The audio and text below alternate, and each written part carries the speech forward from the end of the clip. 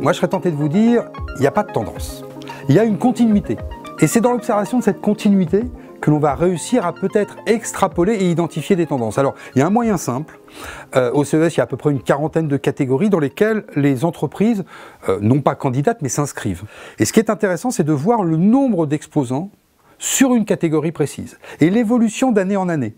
Et là, quasiment de façon presque mathématique, avec un simple tableau Excel, vous pouvez identifier ce qui, quelque part, sort de l'environnement que les exposants essayent de présenter au public et de quelle façon ils se présentent eux-mêmes par rapport aux technologies qu'ils présentent. Et ça décrypte déjà une certaine forme de tendance.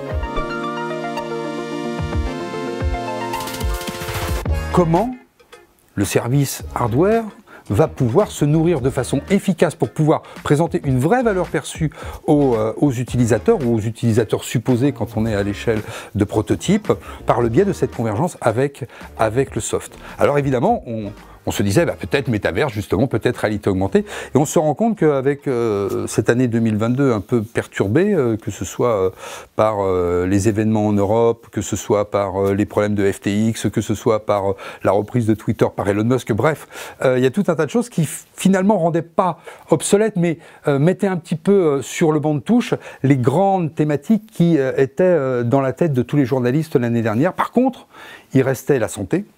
Il restait l'intelligence artificielle, il restait comment, justement, dans le domaine, par exemple, de la santé, ou aussi de la mobilité, les intelligences artificielles allaient pouvoir apporter une véritable valeur perçue au produit. Le challenge de la tech, c'est d'arriver à nous fournir des services qui soient des services à forte valeur, tout en étant dans un environnement contraint où on va avoir de la durabilité, on va avoir de la réparabilité, on va avoir de l'économie d'énergie. Ce qu'on attend de la tech, c'est ça, c'est qu'elle soit à la fois invisible, qu'elle soit porteuse de sens et porteuse d'usage, tout en étant dans un environnement de faible consommation énergétique avec un maximum de réutilisation des produits.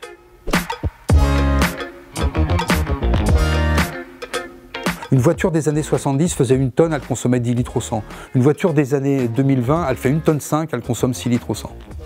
Et entre les deux, vous avez de la sécurité passive, vous avez de la climatisation, vous avez des vitres électriques. Et donc vous avez des ingénieurs qui ont travaillé l'efficience énergétique du litre d'essence qui produit à peu près 10 kW pour le transformer en énergie mécanique.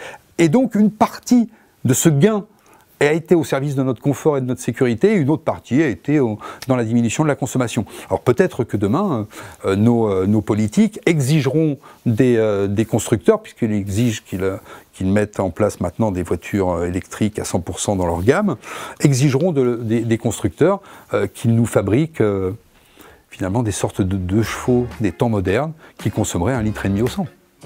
Voilà ce que peut faire la technologie.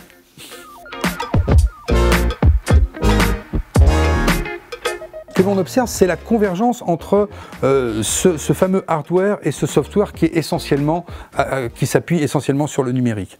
L'avenir pour le numérique, c'est d'être encore plus présent et jamais pour l'utilisateur une contrainte. Il faut que l'utilisateur soit fluide. Cette vision, elle date de Steve Jobs, de dire un ordinateur c'est complexe, l'utilisateur n'est pas un informaticien. Donc le numérique, pour qu'il soit à son service, ne doit pas nécessité de connaissances particulières. Et donc demain, dans votre voiture, dans votre salle de bain, dans l'interopérabilité de vos objets connectés, eh bien le numérique, il est complètement transparent. Ce n'est plus un frein. Donc le numérique, il a des tas de challenges, et notamment celui d'être le plus utilisable possible, partout, sans même que l'on s'en aperçoive.